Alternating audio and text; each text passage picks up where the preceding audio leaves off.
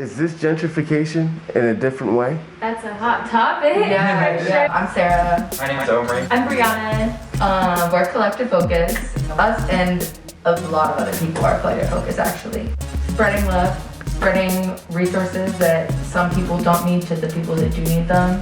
Yeah, adding as much as we can to the community with whatever we're bringing to the space, whoever we're able to connect, and whatever relationships we're able to sprout and help grow in this space. I've been reading All About Love by Bell Hooks.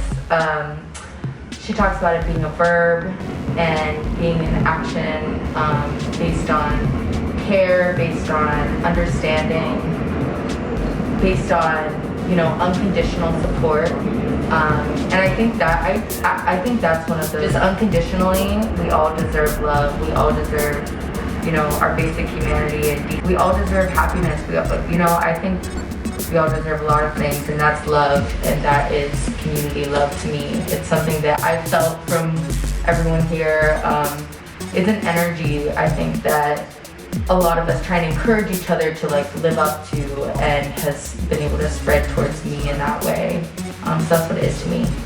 Okay, so we have hit the ground running, and our practices are to always fall forward. So we are just really putting ourselves out there, and we are raising awareness about the new legalization laws that are being drafted right now for New York, and putting in our input on how to make that an equitable space to have a conversation about reparations, the need for really assessing the history of marijuana policing and criminalization, and undoing a lot of wrongs that have been done to the Black community through racist and oppressive measures. We want to really make sure that we're contextualizing that in a strong narrative that respects the history of why this has been so violent in this community in New York, seeing a lot of racist policing come out of that. So wanting to be at the forefront of those conversations and give platform in terms of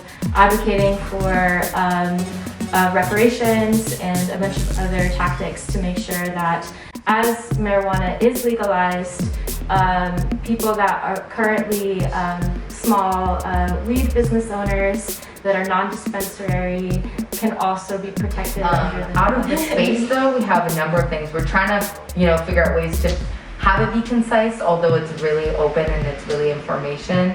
But you're sitting in what is going to be the community closet.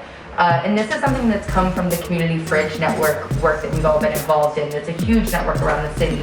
But often at a lot of the fridges, we see people dropping off clothes, and then other people can take them when possible, but sometimes there's bad weather, and it just becomes more of a burden on volunteers and community members that are hosting the fridges. So we just want to make a space for people to drop off clothes like that then can then be cleaned and redistributed to others. So that's what the community closet is. We have a community studio that's right behind us that's going to have space for people to do more political education, for us to do that, but also for people who are involved in this community to make podcasts and hopefully eventually make space for music to happen. We're in a small space, but we're trying to make it as resourceful as possible so that we have the tools that can be very useful to any sort of artist that just has the talent, has the goals, but doesn't have the resources. And then right behind us is the last room of the space that's going to be the community classroom, where Bree and others who are amazing artists that have all been a part of this community are going to be hosting kids workshops, art workshops, and just space for artists to use as a studio. Then we also have community fridges that are going to be outside, a community workspace that will feature computers, printers, laminators, free Wi-Fi, and then lastly, a community marketplace where artists and local vendors will have space to sell their goods. So we're really just basically trying to make this space as resourceful as possible, and with just the like deck of resources that anyone could use, you know, just coming off the street, find something that could be useful to them. But like, this is just the beginning. Like, this is what we're pushing forward with, and we're scrappy, but we're really strategic. Like, we're falling forward, but every next step is the right next step. Agent Marie Brown said it really well in Emergent Strategy. Choosing your right next step is really, really critical. And I think that's what we're focusing on with every new project. Flow in and really let the space grow to be what the community needs, as opposed to discreetly designed collaboratively, really accounting for folks' intents and really shared purposes, as opposed to just here's a room and figure out what you can do with it. For sure, and I think a lot of you know, the stuff that we have to grapple with is the optics of our space. And even just like looking at the physical space itself, we have 2 large windows that are facing outwards onto Broadway. And so even inside here, the way we interact with each other becomes a sort of theater for the street.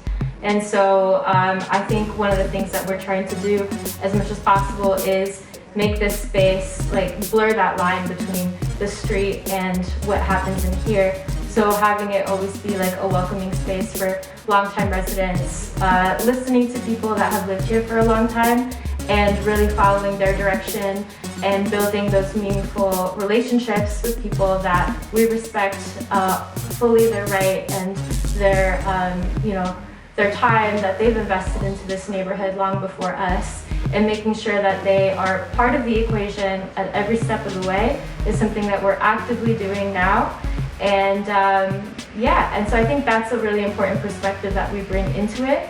And the fact that we're using this space to predominantly provide free resources and give back to people that I think in a traditional sense, many real estate developers are really the most toxic agents of gentrification. They try to avoid engaging with this community as much as possible. And we're taking the opposite approach and keeping our doors open to houseless people, to people that are experiencing you know, drug addiction or any other kinds of problems that I think the city really attacks as a nuisance. We're trying to embrace those folks, trying to undo those wrongs is really important to us.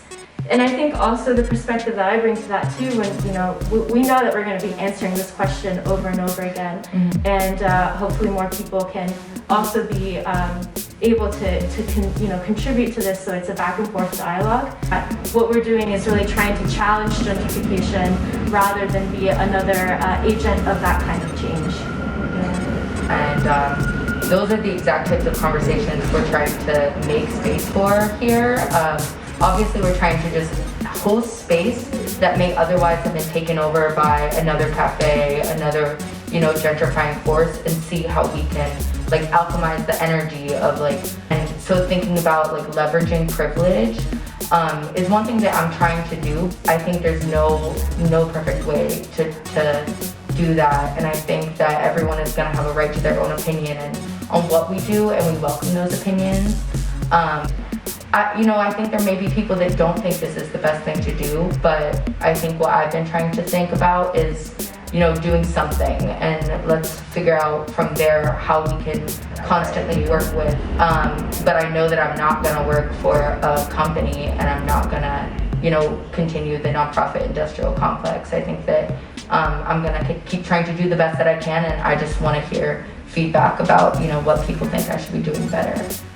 So we really just welcome that, you know, opinions on that in that space. Really work outside of the confines of the capitalist market that we've been forced to work within. There are many ways that we as a community can adjust to sustain, and I think that we're starting to see some of the roots that we're trying to build within this space manifest in that way, alongside the many groups and many communities that are already doing it, and we're learning from them as well. So I was working in nonprofits in DC before, and so initially my thought was like, okay, I'll work for a nonprofit.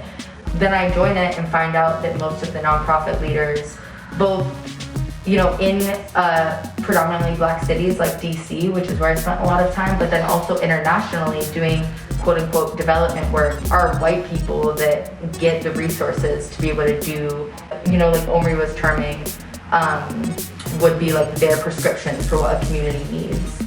we pretty intentionally didn't work on becoming a nonprofit because a lot of nonprofits then, it's a lot of people well-intentioned trying to do what they can, but then through the way that foundation funding works, are forced into working on like outcomes, like very specific outcomes, and having the data and impressing pretty much white rich funders with the work that they're doing. So then it continues to become a system that is still serving, like white supremacy and capitalism, rather than working on real grassroots community issues about getting out of that space. It's basically, having space to be able to work on issues that, and in ways that may not, be something that a foundation would want to support, or they might not want to put their names on that because they're usually trying to look for specific outcomes that they can put on their yearly reports. I've just seen a lot of ways that nonprofits have become just more of another industry that is still doing some good things, but often just meeting the ends of continuing the systems and the much larger systems at play. So we are Collective Focus. We are located physically in Bushwick at the border of Bushwick and Bed-Stuy at 1046 Broadway Avenue. You can check out our website, collectivefocus.site. We're also on social media. If you look us up on Instagram or TikTok, we're Collective Focus Hub. And we look forward to connecting with you as well. Thank you. Thank you so much.